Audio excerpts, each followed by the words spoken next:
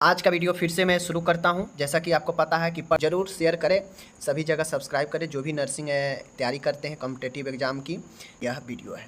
20 question मैं देता हूं, मैं गारंटी के साथ कहता हूं कि 20 में 10 क्वेश्चन में आप जरूर फंसेंगे। ठीक है ना, 10 में जरूर फंसेंगे। प्रश्न है अपन यहाँ पे, ह्यूमन पेल्विस का एंगल कितना होता है, मतलब मनुष्य का जो पेल्विस श्रोणि होता है उसका एंगल कितना होता है। ठीक है, ऑप्शन ए है 45 डिग्री, ऑप्शन बी है 55 डिग्री, ऑप्शन सी है 65 डिग्री एंड ऑप्शन डी है 75 डिग्री। 4 ऑप्शन में से एक राइट आंसर है। राइट आंसर आपको कमेंट करना है।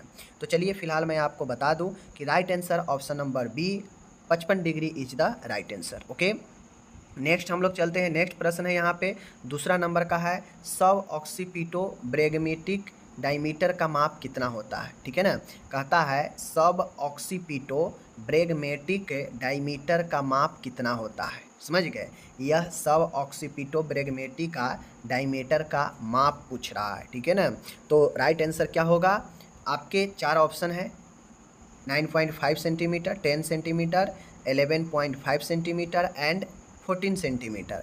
इसमें जो राइट आंसर होगा वह ऑप्शन नंबर कौन सा होगा, ऑप्शन नंबर अपन जो है यहाँ पे 9.5 यानी ए आंसर जो है राइट होगा। ओके, मैं कुछ समय इसीलिए लेता हूँ ताकि आप लोग कमेंट करें झटपट, क्योंकि आप लोग को मैं क्वेश्चन बोलूँ, आप ऑप्शन देख लिए, अगर आप उस मेरे आंसर देने से पहले कमेंट नहीं कर रहे हैं मतलब आपको याद नहीं है। ठीक है, और आप लोग कमेंट करके बताइएगा कि इस 20 में कितना सही कर पाएँ। ठीक है, चलिए तीसरा प्रश्न है आज का, सब ऑक्सीपिटो फ्रंटल डायमीटर का माप कितना है। ठीक है ना, इससे पहले मैं क्या पूछा आपको पता है, अभी मैं क्या पूछ रहा हूँ, सब ऑक्सीपिटो फ्रंटल का डायमीटर का माप पूछ रहा हूँ। ठीक है, तो राइट आंसर क्या होगा, राइट आंसर आपका ऑप्शन पहले 4 देख लीजिए, 9.5 सेंटीमीटर, 10 सेंटीमीटर, उसके बाद सी है 11.5 सेंटीमीटर एंड डी है 14 सेंटीमीटर। तो राइट आंसर क्या होगा, सब ऑक्सीपिटो फ्रंटल का जो डायमीटर का माप होता है उसका right answer option number B 10 centimetre is the right answer. ठीक है, आगे चलिए, आगे है यहाँ पे देख लीजिए, बहुत अच्छा प्रश्न है।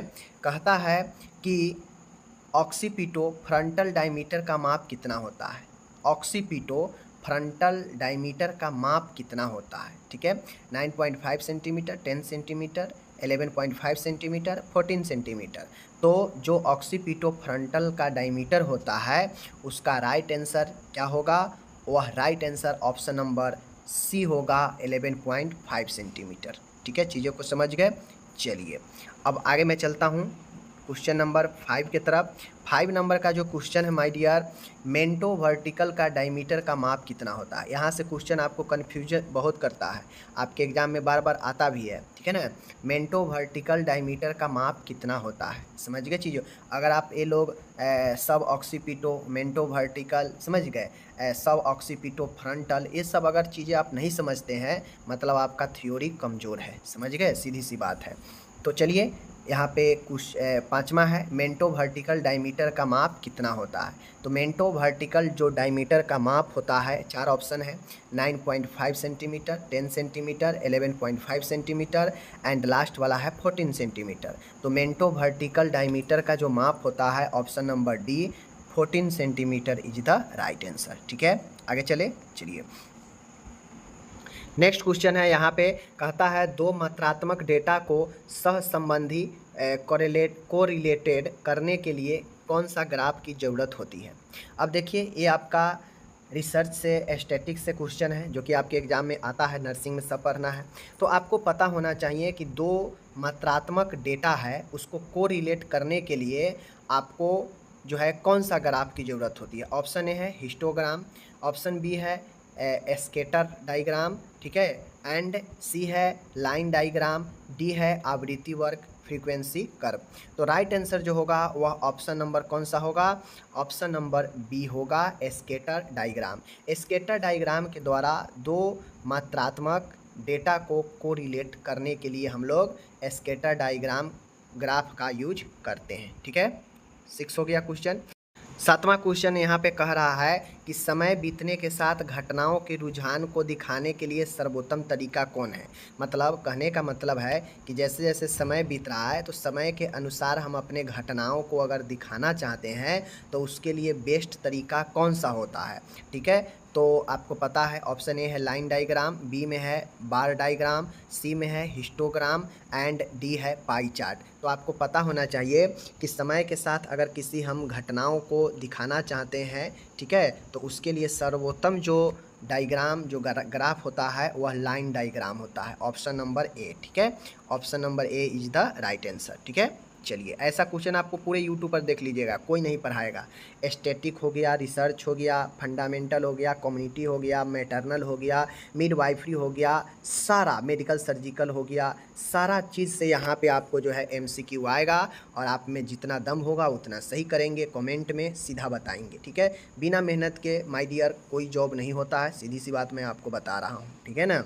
चलिए आगे का यहाँ पे क्वेश्चन है आपके सामने कि समय के साथ बीमारी के घटनाक्रम में बदलाव को प्लॉट करने का सबसे अच्छा तरीका क्या है। प्लॉट मतलब क्या होता है, वही दर्शाना, ठीक है ना।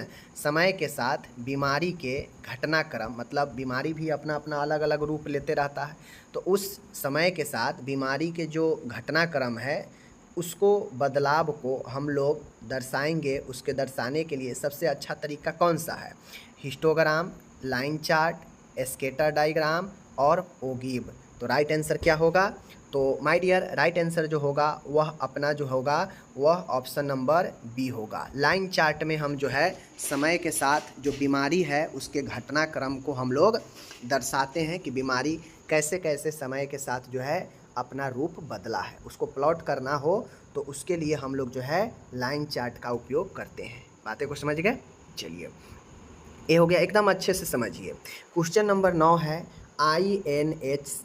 INH प्रेरित न्यूरोपैथी यानी इंड्यूस्ड पेरिफेरल न्यूरोपैथी IPN, ठीक है, IPN यह इंड्यूस्ड पेरिफेरल न्यूरोपैथी किसकी कमी से होता है, ठीक है।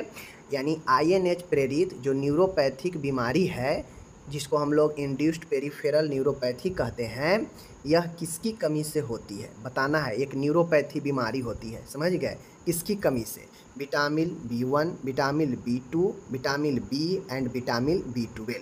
तो आपको पता होना चाहिए, ठीक है ना, पता होना चाहिए कि आपका इसमें राइट आंसर जो होगा वह होगा option number B. Vitamin B के कारण कमी से जो है वह आपको प्रेरित यानी इंड्यूस्ड पेरिफेरल न्यूरोपैथी जो है होता है, ठीक है। चीज़ों को समझ गए। चलिए ये सब क्वेश्चन हाई लेवल के क्वेश्चन है, ठीक है। अगर इन सब चीज़ों में आपका कमांड है मतलब आप बहुत अच्छे स्टूडेंट हैं, ओके। चलिए नेक्स्ट क्वेश्चन यहाँ पे हम लोग देखते हैं। नेक्स्ट क्वेश्चन माय डियर यहाँ पे जो हम लोग देख रहे हैं बहुत खूबसूरत प्रश्न है। कहता है पेरिफेरल न्यूराइटिस कौन सी एंटी ट्यूबरकल दवा का दुष्प्रभाव है। देखिए एंटी ट्यूबरकल मतलब टीबी के विरुद्ध दिया जाने वाला जो दवाई है वह एंटी ट्यूबरकल होता है। तो एक कौन सी, यहाँ पे 4 ऑप्शन दिया गया है, चारों टीबी में काम में आने वाला दवाई है। कहता है कि इन चारों में से किसका दुष्प्रभाव है कि पेरिफेरल न्यूराइटिस हो जाता है, ठीक है। अब ये पेरिफेरल न्यूराइटिस एक समस्या है, ठीक है ना। तो अगर आप इस चीज़ को नहीं समझते हैं तो इसके लिए आप बेहतर पढ़िए, मतलब कमज़ोर है आपका थ्योरी। इसीलिए मैं बार बार कहता हूँ नर्सिंग ज्ञान चैनल पर कि आप लोग थ्योरी मजबूत करें तो आपको बनेगा ऑब्जेक्टिव्स कुछ भी, ठीक है ना। तो पेरिफेरल न्यूराइटिस कौन सी एंटी ट्यूबरकल दवा का साइड इफ़ेक्ट है, रिफाम्सिन, आइसोनिजाइड, स्ट्रेप्टोमाइसिन, इथाम्बुटोल। तो इन चारों एंटी ट्यूबरकल दवाई में जो राइट आंसर है वह ऑप्शन नंबर बी। आइसोनियाजाइड लेने से होता यह है कि अगर ये साइड इफ़ेक्ट दिखाता है तो वह पेरिफेरल न्यूराइटिस हो सकता है। तो आइसोनिजाइड जो है पेरिफेरल न्यूराइटिस साइड इफ़ेक्ट देता है, ठीक है। 11 नंबर का क्वेश्चन बहुत अच्छा प्रश्न है, आप देखिएगा यहाँ पे 11 नंबर का क्वेश्चन कहता है माय डियर पेरिफेरल न्यूराइटिस आइसोनिजाइड से होती है, जो कि अभी ऊपर देखें, इसकी रोकथाम क्या देकर किया जा सकता है। अभी ऊपर देख लिए ना कि पेरिफेरल न्यूराइटिस जो है आइसोनिजाइड का साइड इफ़ेक्ट है, आइसोनियाजाइड का साइड इफ़ेक्ट है।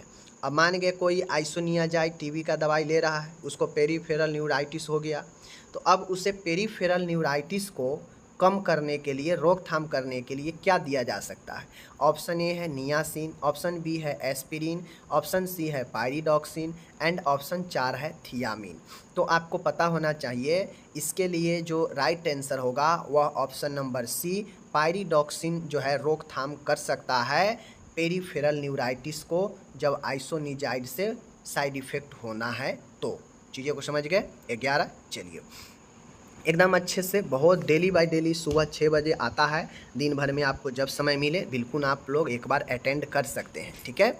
चलिए 12 नंबर क्वेश्चन है bacteriostatic anti tubercle, bacteriostatic anti tubercle drug दवा है, मतलब कहता है बैक्टीरियोस्टैटिक एंटी ट्यूबरकल दवा कौन सी है, ठीक है ना, कौन सी है।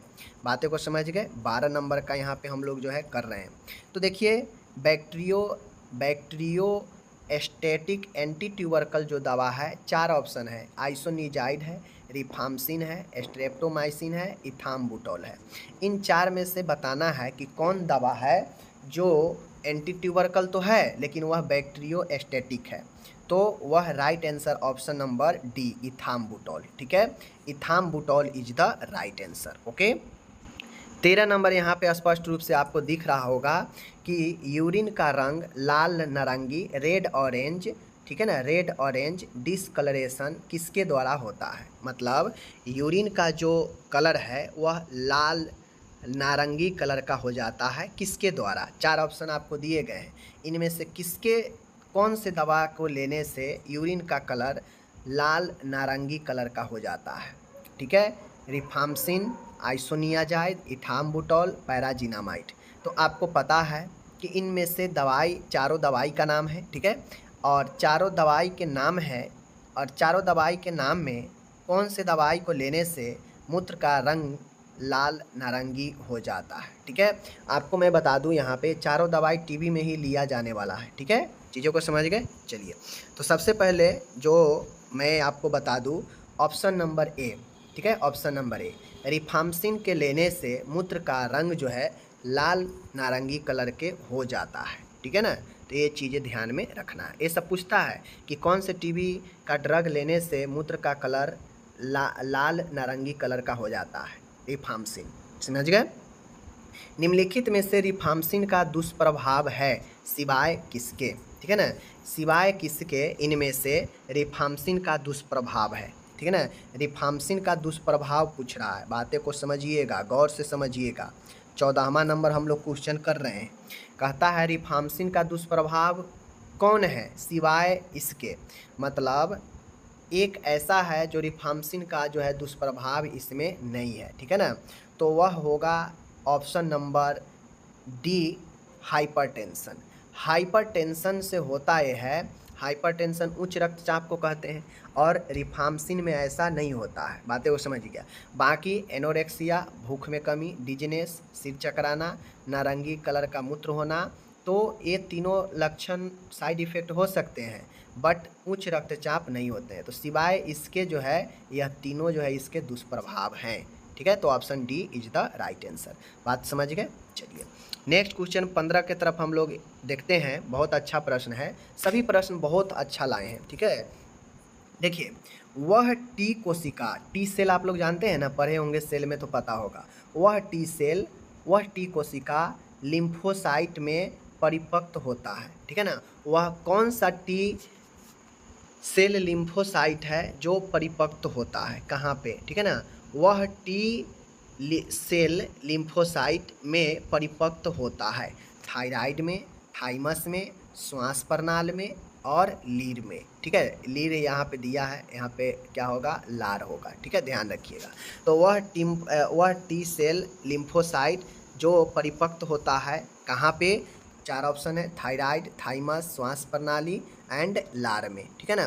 तो मैं आपको बता दूं माय डियर, ऑप्शन नंबर जो होने वाला है अपना, वह होने वाला है ऑप्शन नंबर बी, थाइमस में टी सेल जो है लिम्फोसाइट वह परिपक्व होता है, थाइमस। ओके आगे चले।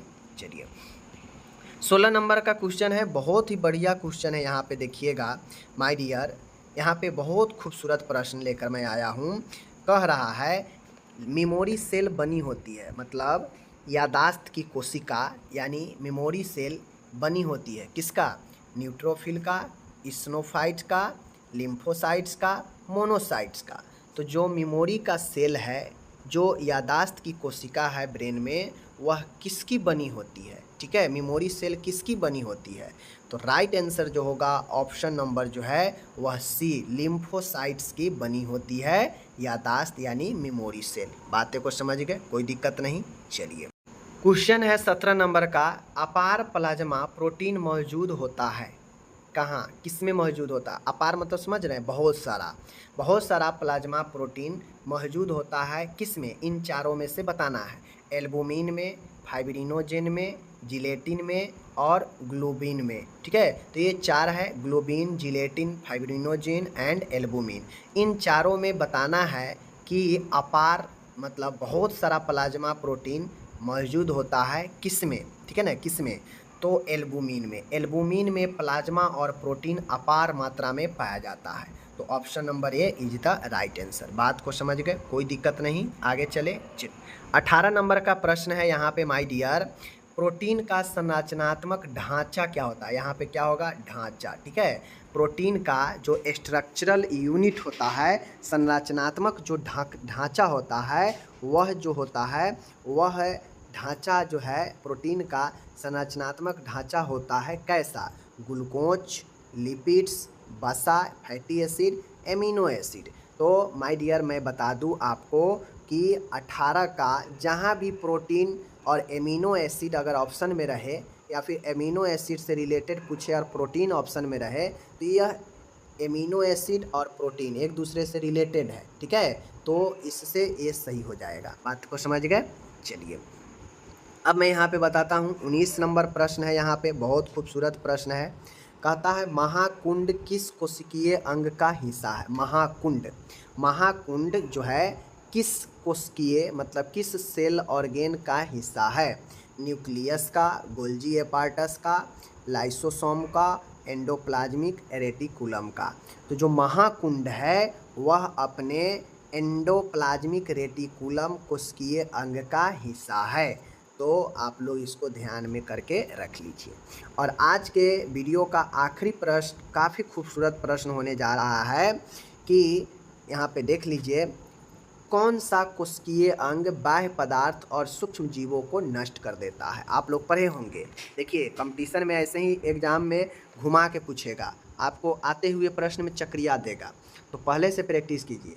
कौन सा कोशिकीय अंग है यानी कौन सा कोशिका का अंग है जो बाह्य पदार्थ को और सूक्ष्म जीवों को नष्ट करता है? तो आप लोग फेगोसाइटोसिस पढ़े हैं ना, न्यूक्लियस, लाइसोसोम, माइटोकॉन्ड्रिया और वेक्यूल। ठीक है, वेक्यूल होगा, समझ गए? तो right answer option number B, lysosome, जिसे आत्महत्या की थैली भी हम लोग कहते हैं, यह क्या करता है? बाह्य पदार्थ और सूक्ष्म जीवों को नष्ट करने का, भक्षण करने का काम करता है। तो ये हो गया आपका आज का 20 क्वेश्चन। मैंने आपको अच्छे से बता दिया, अच्छे से पढ़ा दिया। अब आप इसको 1-2 बार प्रैक्टिस कीजिएगा, डेली देखिएगा। दिन में अगर 2 बार चीज़ों को देखते हैं तो आपके माइंड में बैठ जाएगा। जैसे जैसे वीडियो आगे बढ़ता रहेगा और ज़्यादा आपको एक्सपीरियंस, नॉलेज मिलता रहेगा। तो मैं तो यही कहूँगा कि आप देखते हैं तो अपने दोस्तों को जोड़े, शेयर करें सभी ग्रुप में। प्रतिदिन देख के काफ़ी ज़्यादा नॉलेज बढ़ा सकते हैं। ओके, धन्यवाद।